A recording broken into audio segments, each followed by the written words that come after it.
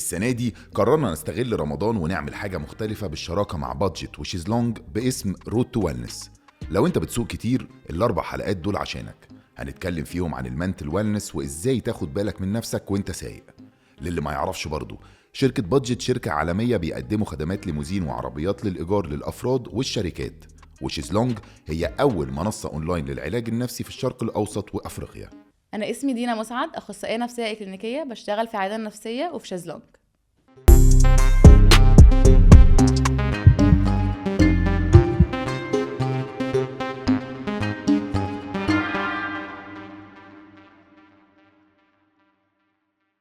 دكتور دينا، ازيك؟ الحمد لله، انتوا عاملين ايه؟ ممكن نقولك دينا؟ طبعا اكيد. بجد حاسك صغيرة وكده والله يعني انا كنت هقول لك قولي دينا عادي. اوكي، مبروك الجواز. شكرا، ميرسي. منورنا. سبورت سيستم. حبيبي، اخبارك ايه؟ الحمد لله، انتوا عاملين ايه في الحمد لله رمضان؟ تمام. الحمد لله. انت عارف احنا هنا ليه، صح؟ يعني السواقه والعصبيه ورمضان والستريس والحاجات دي، بس احنا هنتكلم معاكي في تخصص واحد بس. أوكي. وهو يعني زي اللهو الخفي كده. العوامل الخفية. التوتر الخفي. هو اسمه كده فعلا. اللي هو يبقى invisible stress، بالظبط. اللي هو توتر من غير ما نبقى عارفين ان احنا متوترين. او احنا عارفين بس مش عارفين قوي نسميها، او يعني هي حاجه بتحصل في حياتنا كلنا على فكره. باي ذا واي، يعني كلنا بنعاني من التوتر الخفي ده، بس مش بقى كلنا عارفين انا بعاني فعلا من ايه. اللي هو هل انا تعبان من الشغل، ولا انا تعبان من البيت، ولا انا تعبان عشان مش بخرج مع اصحابي، ولا انا تعبان من ايه. بس كلنا في حاجات كده overwhelming عندنا كلنا، او مستخبيه عندنا كلنا، بنعاني منها عامه، اللي هو التوتر الخفي ده. وده بيبقى ايه اسبابه؟ اسبابه بقى بتبقى كتير قوي.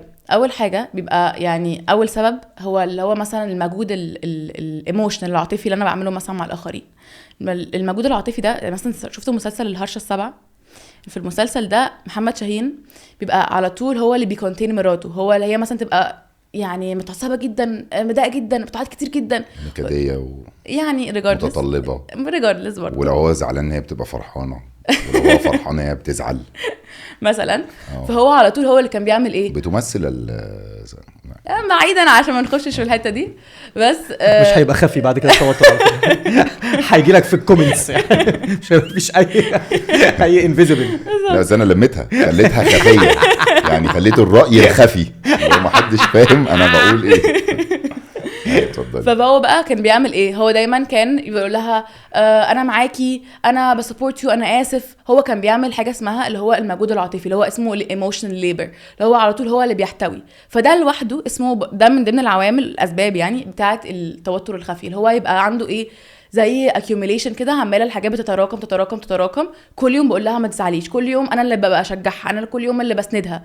فانا هيجي لي انا احس ان انا burnt out، ان انا عندي تعبت، مش قادر، خلاص وهنفجر بقى مره واحده. بس هو مش فاهم، بس هو كشخص هو مش بالزبط. فاهم ساعتها هو حاسس بالتوتر ليه بالظبط.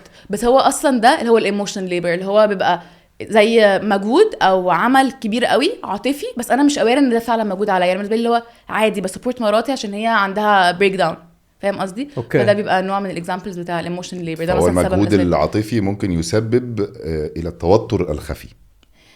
بالظبط، اللي هو بيبقى من الاخر يعني بيبقى من كتير منه هيبقى عندي توتر خفي انا بعاني منه، انا مش عارفه متوتر ليه، بس عشان حصل ده كتير قوي قوي قوي قوي. ده مثلا نوع، في حاجات، في 5 انواع تانية ممكن اقولهم. لا يا ريت يعني اقولهم لك، نحب نسمع. اقولهم لك عادي. هل هتشوقينا بس؟ ماشي. تاني حاجه بقى، في 5 تانيين جوجلت بقى يا معلم، مش عندي بقى يعني انت عايز اقولهم لك تاني حاجه بقى اللي هو ايه، الانعزال السوشيال، يعني اللي هو السوشيال ايزوليشن، الانعزال الاجتماعي. اللي هو بقى مثلا اللي هو حد مثلا يجي لي في العياده يقول لي انا ببقى حاسس ان انا لونلي جدا، او مثلا لو ليه علاقه بالسواقه ان انا بحس ان انا ما عنديش حد اكلمه، انا في العربيه ام سو الون، انا ما عنديش حد فعلا في حياتي، وانا حاسس ان انا بحس باللونينس دي وانا في العربيه ماشي في طريق في كوبري اكتوبر، مخنوق جدا وما عنديش حد اكلمه.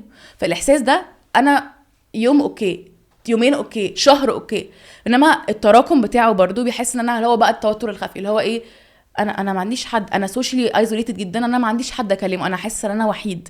ده نوع تاني مثلا من الحاجات اللي هي بتسبب التوتر الخفي. ده صعب عليا قوي ده. كتير، بس عامه في حلول كتيره جدا. يعني ممكن نعمل. طب الاول خلي الحلول للاخر. انا ما رضيتش بقى انا اقول لك اللي هو الدنيا سودة بقى بنتضايق، بس لا، في حلول كتيره جدا باي ذا واي يعني. تمام. ايه التالت؟ حاجه ثالثه بقى اللي هو مثلا اللي هو الحكم، الناس اللي هو بتلقح من الاخر، اللي هو الحكم، اعمل جادجمنت كده من غير ما اقول فعلا جادجمنت، اللي هو مثلا ايه ده حلو قوي اللي انت لابساه ده، بس لو كنت خسيتي 2 كيلو كنت هتبقي قمر. او مثلا المره الجايه بقى السنه الجايه تيجي انت والعروسه، اللي هو بقى ايه حاجات كلها بقى اسمها ايه بقى؟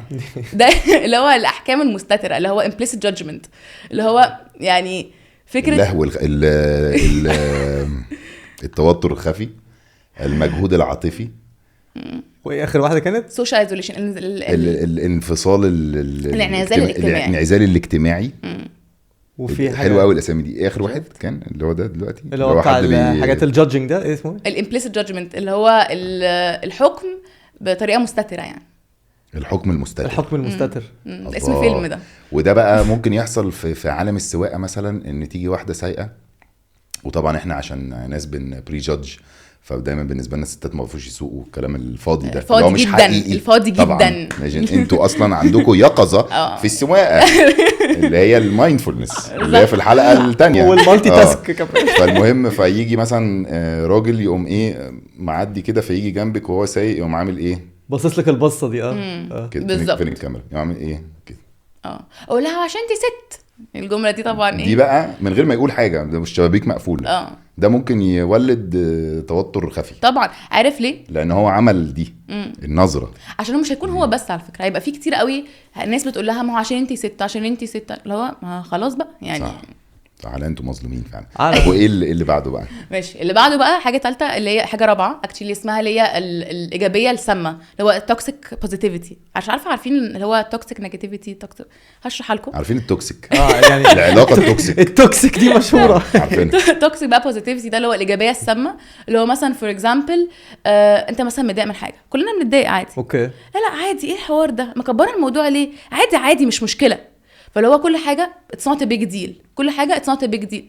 طب انا متضايق يعني، انا اللي هو زي من الاخر معلش، انتي اللي هو انا عايزاكي والله تتعدي الموضوع عادي، مفيش مشكله خالص. فانت حاسه ان كان اللي قدامك مش مدي اهتمام للمشكله اللي عندك بالظبط. فانا بقى اللي هو على طول حاسه ان انا مثلا ما عنديش روم ان انا اكسبرس، فبالتالي انا عماله يتراكم برضو عندي المشاعر، تبقى زي ايه محطوطه كده بازازه عماله بتملى فهنفجر. وده بقى ايه عشان كده ازازه 7 اب وقاعده بالظبط اكزاكتلي. هو ده اللي عامه الاكزامبل، عشان في ثيرابي مثلا لو واحد اللي هو انا مش فاهم ايه، بس اللي هو اكنك عامل كده في ازازه وهتنفجر في وشك في اي لحظه.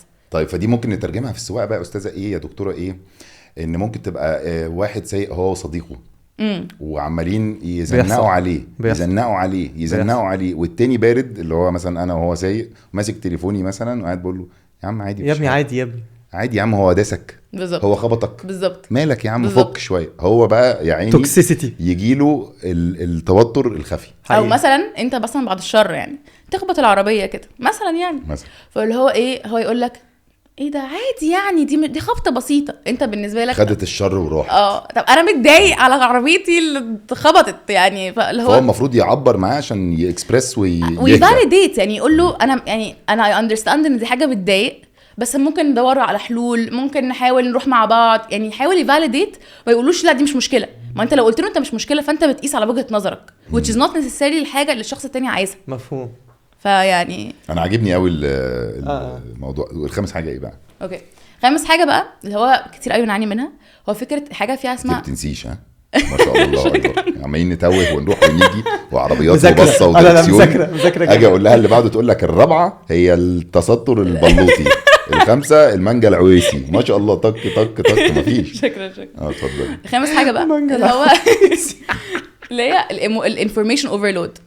انتوا عارفين يا جماعه ان احنا يعني مثلا انت سايق بالعربي يعني العربي ألذ. ماشي الانفورميشن اوفرلود ده اللي هو من الاخر ان في ضغط كبير قوي معلومات. هو فور اكزامبل مثلا انت سايق، انت مركز في الضغط المعلوماتي.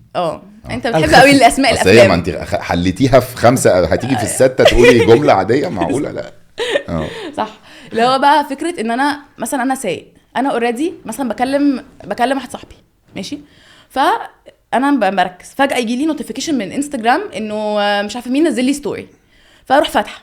بعد كده يجي لي واتساب حاجه في الشغل، فاروح فاتحه.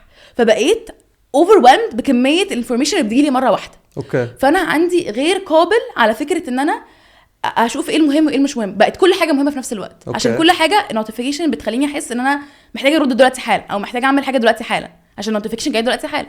فبحس ان انا تعبت. انا عايز اقول لك ان انا جالي توتر خفي منك انا بقيت انا بحب اشرح والله العظيم بقيت اللي هو الشرح كله طق طق طق عايز بحاول اركز. لا هو انا بحاول اشوف هو انا ايه اللي بعمله مش خفيف اللي انت قلتيه. لا وفي اكسايتمنت بعمل الستة. انا متحمس جدا للتوتر الخفي ده بقيت حبه بجد. والله العظيم طريقه الشرح فظيعه. ما بص بصراحه يعني اصل الحاجات دي فيري كومن بجد يعني فيري كومن. والفكره اللي هو ان انا مثلا اكون سايقه بالنسبه لي اللي هو طريق فبالنسبه لي ان انا عندي ساعه مثلا. انت كنت بتقول ان بتسوق من اكتوبر لتجمع في حوار فاللي انت قاعد ساعه ولا ساعه ونص بقى مش عارفه بصراحه على حسب انت الساعه كام. كل ده في الطريق عمال بيجيلك في نوتيفيكيشنز وحوارات مع ناس ومش عارفه وواحد بيكسر عليك كل ده بيحصل لك بجد انفورميشن اوفرلود. صعب فعلا على بني ادم ان هو يعرف يتعامل مع كل ده every single day يعني صعب. فعشان اللي هو انت بقى تلاقي كل يوم انت بالنسبه لك المروحه دي مش بس فكره ان انا مروح بالنسبه لك ده بيحصل وده بيحصل وده بيحصل وده بيحصل فاتس تو ماتش فعلا اتس تو ماتش. ابتديت اتعب اصلا بجد انت شرحتيها بطريقه حقيقي ابتديت اتعب بسيطه جدا ووصلت. شكرا. سادس حاجه خلصوا لا لسه 6 بجد والله ايه سادس حاجه شفت بقى ايه كنت فاكرهم خلصوا. انا برضو كنت اوعى يكونوا 7. لا 6 ماشي هنرجع الشريط ونعد. لا انا ما عنديش 6 بقى اللي هي ايه. انتم يعني هسألكم انتوا كده بيرسونلي مين لما بيصحى بيبص في موبايله؟ انا شفت يعني انت بالنسبه لك انا مش قادر اقوم من السرير في نفس الوقت ما خلاص صحيت فهقعد اعمل ايه؟ هبص في موبايلي. دي اللي هو من الاخر اسمها بالانجليزي يعني سكرولينج تو سيلف سوث اللي هو من الاخر انا بسكرول عشان ايه؟ اريح دماغي. هل انت فعلا بتريح دماغك؟ لا. عشان انت وانت بتعمل ده انت عندك اللي هو ايه عماله اشوف زي بيحصل unconsciously كده ده خس قوي انا والله عايزه اتمرن. ايه ده اللي امبارح كان فيه حاجه جامده قوي ما رحتهاش ليه والله ده انا ميسنج اوت. بص خروجه صحابي وانا قاعد ما عملتش حاجه وقعدت على الكنبه. انا فاهم ان انا ببص عشان اريح نفسي او اطمن نفسي ولا انا اصلا ما بعملش كده باي ذا واي. انا عمال باكيوميليت ستريس وانا لسه بقول بسم الله الرحمن الرحيم في اليوم وانا فاكر ان انا بريح نفسي ان انا بريح نفسي بالظبط. يا خبر ابيض. ففي نفس الوقت طلعت ان انا بريحش نفسي ده انا بوتر نفسي بالظبط. التوتر الخفي التوتر الخفي صح كده. ايوه بالظبط. طب بس على فكره تعرف ان انا حتى برضو مش المفروض حد يعمل كده يا جماعه اوعوا تعملوا كده بس في السواقه كتير لما ببقى حاسس ان انا عايز افصل بقى ماسك التليفون واقعد اعمل كده ببقى متخيل ان انا كده بفصل بس غالبا ان انا كده عمال فده غلط يعني ده هو ده غلط كده وكده عشان ما البسش بس بس حتى لو واقفين في زحمه واللي هو الدنيا واقفه خالص واقعد انا ابقى زهقان واقعد عمال شغال اللي هو ايه طب استنى كده طب حاضر اعمل اي حاجه بتسلى. هو الفكره ان هو لو واقف في زحمه الراجل واقف وما بيتحركش ده بقى الضغط الخفي. ما هي برضو بس ما هي قالت انت صاحي من النوم في السرير بتعمل كده ده غلط برضو. ايوه بس الفكره بقى ايه ان انت هل يعني احنا الفكره كلها ان يبقى الموضوع مش انا مثلا مش ضد السوشيال ميديا بالعكس يعني انا مثلا السوشيال ميديا بتعلمني كتير قوي باي ذا واي يعني انا بتعلم حاجات على منتل هيلث كتير قوي بسمع بودكاست يعني حاجات كتير شفت ايوه كده كنت مستنيكي تقولي كده شفت بقى. فهي اتس نوت انا مش بقول هو دي حاجه وحشه او حاجه حلوه هو ممكن تكون ازاي تبقى هيلثي بالنسبه لي انا. هل انا لو انا حياتي كلها انا في العربيه بفتح سوشيال ميديا انا في الاسانسير بفتح سوشيال ميديا انا قاعد مع اهلي بس بفتح سوشيال ميديا انا حياتي متمحوره ان انا اي alone time او free time او الوقت اللي انا ساكت فيه مش فيش activity فانا هل انا بسكرول ولا لا؟ فاهم قصدي؟ يعني هل انت كل ما بتقف في زحمه تفتح انستجرام ولا لو every now and then بتفتح انستجرام؟ انا مش عايز اجاوب على ينفع ما اجاوبش؟ انا بفتح وانا واقف على الطاسه بعمل ايوه بجد الموضوع اللي هو بقول لك لدرجه انت لو بتدوس على الاسانسير ولسه مستنيه ينزل هتبقى فاتح انستجرام. طب لحظه دلوقتي احنا اتكلمنا عن 6 نقط والستة يعني انا شخصيا بعملهم كل يوم. الستة مقنعين جدا وكل الناس بتعملهم طول الوقت وهم سايقين وهم نايمين وهم صاحيين وهم بيطبخوا وهم في ميتنج وهم يعني في كل الاوقات وهو خفي بالظبط فانت مش عارفه تمشيه بيملص لان هو خفي بالظبط كانه لابس طاقيه اللخفه هتعرفيه ازاي الا لو هو مسك حاجه وتشتغل فيه. ايه الحل بقى؟ اول حاجه بقى ان هو اسمعوا يا جماعه البودكاست دي عشان اويرنس، عشان تبقوا عارفين هم ايه السته فتبقوا ايه لا انا مش مهتم بالسؤال، الحل؟ انا مش مهتم بالسؤال، ما المهم اللي هي قالته ده تمام، حطه أنا ما في حته فهمتش. بقى استعملوا على كله. انا ما فهمتش يعني الحل ان تعالوا البودكاست هنقفش لكم اللهو الخفي من الآخر. لا اويرنس يعني فكره اللي هو مثلا اللي هو فور اكزامبل واحده صاحبتي على طول بتكلمني بتحكي لي قصص دراميه انا بحس ان انا انهكت، فاعرف ان ده اسمه ايموشنال ليبر. فانا ساعتها اروح قايله ان انا مش كل مره وانا في الطريق اكلم نفس الشخص، هقول انا احط باوندريز من الاخر. دي حاجه awareness شفت بقى انك تبقى فاهم ان ال6 نقط دول موجودين وعاملين لك مشكله في ان هم موترينك وانت مش واخد بالك. فلما تفهم ان ال6 نقط دول موجودين تبتدي تتفاداهم لما يحصلوا. بالظبط. اجي امسك الموبايل بعد 30 ثانيه اقول ايه ده، بالظبط. انا هوتر نفسي بطريقه خفيه او منك يا خفي قفشتك يا خفي. يجي كريم يقول لي يا مان كبر دماغك في ايه، مفيش حاجه الدنيا حلوه، اعرف ان هو صديق سوء. لا مش أقطع صديق معاه. سوء يعني برضو بس مش خفي بقى في وشه. اقطع معاه أيوة. فهو يمشي هو التوتر الخفي. او تقول له بص يا كريم انا اظهر وبان عليك لما الأمان. بتعمل كده انا بحس بكذا كذا كذا، فبليز ما تعملش كده. انا عامه شايفه انه شايف الحل، تو كوميونيكيت شايف الحل السهل، مش لازم يبقى يعني مش لازم يبقى بلاك اند وايت. يعني ليه لازم هي اللي شيك، هو انا مش شيك. تعايش مع الموقف يعني انت عارف بجد ناس كتير قوي بتبقى مثلا بتيجي تقول لي انا مش بعرف اكوميونيكيت، اللي هو يا اما هبقى بقى مش قادر حوارات فاللي هو هفكس واعمل نفسي اللي هو خلاص بقى مش مهم وكبر دماغك، وفي ناس تانية اللي هو ايه لا انا بجد كفايه بقى وانا بفضل اتخانق وبتاع. اللي هو ليه مفيش في النص يعني احنا ليه في الناحيتين؟ طب انا ممكن اقول انا متضايق من غير ما يبقى فيه كونفليكت، يعني من غير ما فيه حوار بقى كبير وموضوع يتصعد ومش عارفه ايه ومش عارفه ايه ومش عارفه ايه. طيب ايه الحلول غير بس هي اويرنس ولا في حلول لا تانية؟ في حلول تانية. اول حاجه انه مثلا فكره السوشيال ايزوليشن مثلا، يعني انا بقول لك بمنتهى الصراحه ايه المشكله يا جماعه ان انتوا تروحوا تريبس، تروحوا كلاسز، تروحوا تمارين لوحدكم؟ فكره ان انا لازم اكون اوريدي عندي صحاب فاعمل حاجه معاهم دي مخليه ان ناس كتير قوي ما بتعملش حاجات، فبتبقى السنس اوف يعني سوشيال ايزوليشن عمال يزيد. ففكره ان انا تقولي مثلا انا ما عنديش حد دين اكلمه، فعلا جنرالي ما عنديش حد، وبجد على فكره ناس كومن. فانت قصدك يعني ان انت طول ما انت معتمده على اصحابك غصب عنك لو هم مش بيعملوا حاجه فانت كمان مش تعملي حاجه، فانت ممكن تعملي، فانت ممكن او ما عندكش اصحاب اصلا. في ناس فعلا ما عندهاش السوشيال لايف which is عشان تحمد ربنا. انا عملت بودكاست بقى عشان اتعرف على ناس. لا عامه والله سوبر هيلثي اللي هو لا عشان انا دينا خلاص انا ما عنديش صحاب من المدرسه والجامعه، انا كنت بره مصر فما عنديش صحاب، وفي شغلي الناس مع كل حد بشتغل فروم هوم فما عنديش بجد صحاب، ما عنديش حد اكلمه. اوكي طيب ما تعمل كوميونتي جديده. ما هو يعني هروح اسافر لوحدي فيها ايه ده انا سافرت العالم كله تقريبا لوحدي. اتبسطت جدا اهو. هو تعرفت في على ألذ؟ ناس؟ تعرفت على نفسي. حلو تعرفت على ناس لذيذ جدا. حلو. تعرفت على ناس. شوف ازاي نقدر بقى ننفذ هذه الحلول واحنا جوه العربيه؟ اوكي اول يعني حاجه ادينا اكزامبل لكل مشكله ونحاول نحلها ازاي واحنا سايقين. اول حاجه مثلا في الايموشن ليبر ما تكلمش الشخص اللي بيخليك منهك كل مره في المجهود العاطفي اكيد.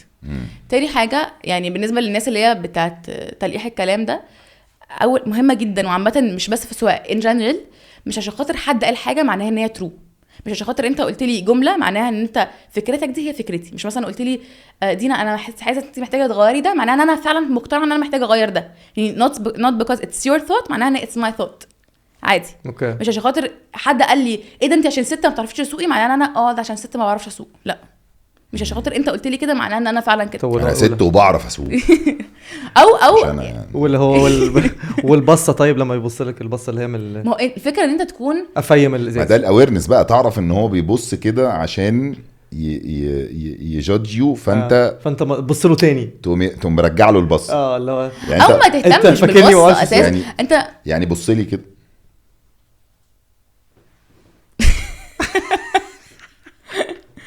ممكن سهله وبسيطه. او ما تهتمش اصلا انت بصيت يا بص يعني جود فور يو، انا كدينا عارفه انا بعمل ايه وعارفه طريقي وعارفه كده. انت عايز تبص والله ده مشكلتك بقى، انت عايز تقول حاجه اوكي جود فور يو مش هتاثر معايا، فاهم قصدي؟ عشان انت عامل زي حاجه اسمها منتل فلتر ده مهم جدا عامه في الحياه. فكره ان انت مش كل حاجه تخش جوه دماغك، مش تعرف انت فعلا تفلتر ما بين ايه الحاجات اللي فعلا بتخش جوه دماغك وايه الحاجات اللي هو لا ما مش مقتنعه بيها، هي مش مفيده ليا، هي مش بتساعدني في اي حاجه، فانا I will not let it in. اوكي. فاهم قصدي؟ اوكي. فحلول تانية ممكن نعملها في العربيه، انه مهم جدا انت تعمل حاجه اللي هو اسمها سوشيال ميديا هايتس. هي ما شفت صعب معقده شويه، بس من الاخر يعني انت تختفي من سوشيال ميديا زي البيات الشتوي كده ده مثلا، بس تختفي من سوشيال ميديا. جو بقى ان انا مسحت الاب كلها، لا مش الدرجات دي يعني. انت برضو اللي هو ما هو يعملوا ايفنتس الافراح وانا عايز اروح فرح مش عارفه مين، ميك سنس.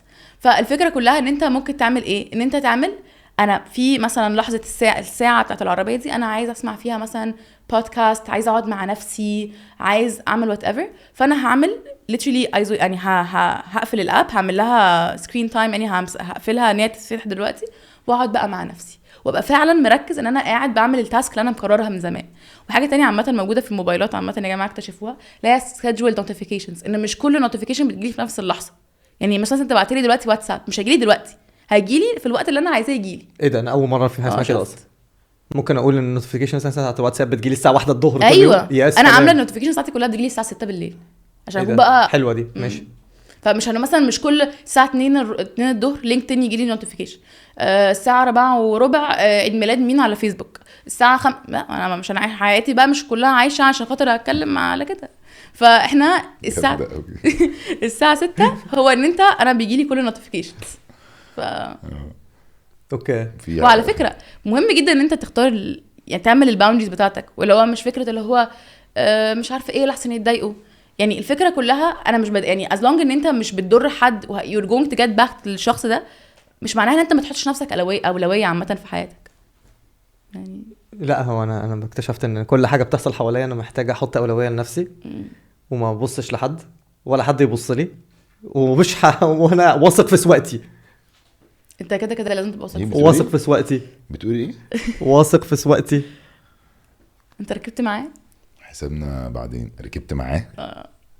شكلك ركبت كتير معاه وندمان. ده ندم عصبي جدا جدا والله ما اعرفش والتوتر الخفي راكبه بقى طول الوقت. ما انت ما تخليش بقى الاكسترنال، انت عارف بقى ده اسمه ايه؟ اسمه مايكرو ستريسرز. زي المايكرو بليدنج كده. مثلا مايكرو ايه؟ مايكرو ستريسرز دول اللي هم صغيرين قوي قوي بتحصل في حياتنا كلنا، اللي هو مثلا زي ابقى مثلا سليب ديبرايفد، مثلا ما اكلش كويس، مثلا الترافيك، مثلا الانفايرمنت بتاعك مكركب قوي. كل دول اسمهم مايكرو ستريسرز، اللي هو حاجات موجوده حوالينا بتحصل في يوم. اللي هو مثلا حد عمال يزمر او مثلا عندك في العماره كلب بيهوهو. ده مش مايكرو ستريسر، ده ماكرو. ده اللي بيزمر ده ببقى عايز اقوم بس هو مايكرو عامه، بس انت اللي بتدخله جوه دماغك. ما تكلمنيش بريز يلا. ما انت ما تدخلوش بقى، اللي هو انت خليك مركز اللي هو ده مايكرو ستريسر، انا هحاول ازاي تيون ات اوف في نفس الوقت ان انا اكون عارف ان ده مايكرو ستريسر، وعارف ان انا عندي كلب في العماره ليل ونهار بيهوهو، بس انا ازاي ممكن اعيش مع الفكره دي، ازاي ممكن اتاقلم معاها واعمل alternatives تبقى مفيده ليا. هاوله اعمل له ريميكس. هو حطه في اغنيه. لا بس literally like tune him out يعني بجد. حاول انت تبقى او join him ممكن صح. هات كلب يقعدوا هو البعض بقى بس يعني صاحبه بعض وتمشي انت تسيب البيت. دينا مش عارف اقول لك ايه بصراحه، يعني استفدت جدا. شكرا. واكتشفت ان انا توتر خفي ليفل التنين يعني كل اللي انت قلتيه بيحصل لي كل يوم. كله بس بجد حاول ما تفتحش موبايلك اول لما تصحى، بجد بتفرق قوي. اقعد ساعه بحس ان هو بيبسطني كده في اليوم كده اصحى. ما هو مأجلها، ما احنا مش هتفتحه خالص، استنى حاضر. ساعه. حاضر والله يا عم. جرب. ماشي اي بروميس. خلاص. لا انا خلاص انا هلبس هيدفونز وانا سايق بقى ومش هسمع الراجل وهو بيكلكس. ايوه وعلي والله انت عارف بجد اللي هو فكره يا لهوي. لحظه هيدفونز ايه وسايق ايه وعلي ايه بتقولي له علي والله علي مين بيقول لك هيدفونز؟ يلبس هيدفونز. لا علي يعني اسمع من العربيه عادي عشان برضه الصراحه فور سيفتي. طب واليقظه يا دكتور هبه؟ اليقظه والمايندفولنس.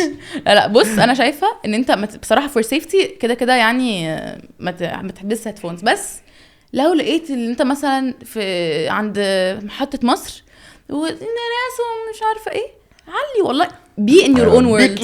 ايوه والله.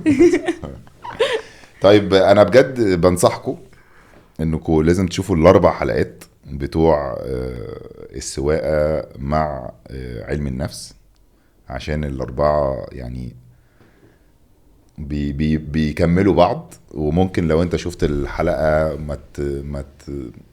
ما تريليتش، اسمها ايه، ممكن لو شفت حلقه ما تحسش نفسك فيها، تشوف اللي بعدها تلاقي ان هو ده انت، لانه في كلام كتير مختلف. والدنيا مدارس يا جماعه واذواق. ونورتينا دكتور دينا، ورمضان كريم. رمضان الله اكبر. صح، الله اكبر ان شاء الله. عايز تقول حاجه؟ لا خلاص كده احنا بتهيألي قلنا اتكلمنا في كل حاجه. عايزه حاجه؟ كل سنه طيب. ممكن اقول منك كل سنه وانت طيب؟ ممكن طبعا. كل سنه وانت طيب يا منى. قولي لها في الكاميرا بقى. كل سنه وانت طيب. لا، في الكاميرا دي. كل سنه وانت طيب يا منى. سنه سعيده عليكي وعلى الاسره. يلا هنبعتها لك بقى، هنبعتها لك، نزليها ريل بس ما تفتحيهاش اول ما تصحي منها. صح. ميرسي. يلا ميرسي يا جماعه. باي باي.